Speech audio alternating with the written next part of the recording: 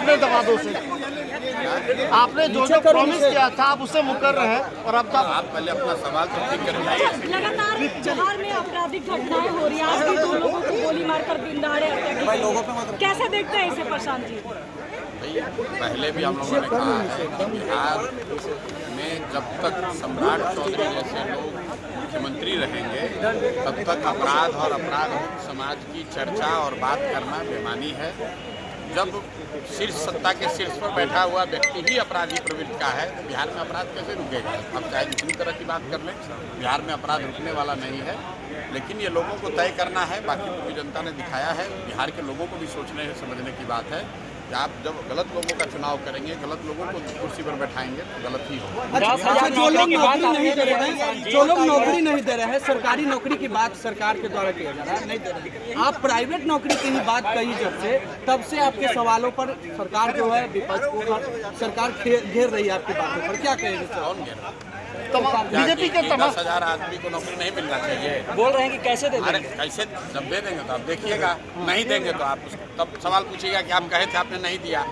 10,000 लोगों को बांकीपुर क्षेत्र से 10,000 परिवार के हर परिवार से एक आदमी को कम से कम उसकी योग्यता के हिसाब से प्राइवेट नौकरी मिलनी ही मिलनी है।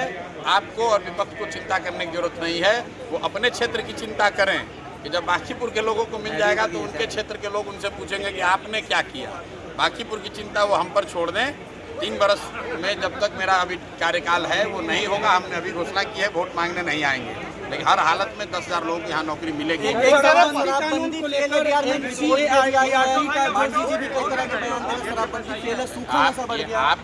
आप लोगों का विषय है। प्रशांत किशोर और धनसुराज पिछले 3 साल से हम लोग पहले व्यक्ति हैं जो कह रहे हैं कि फर्जी शराबबंदी कानून बिहार में ये हटना चाहिए।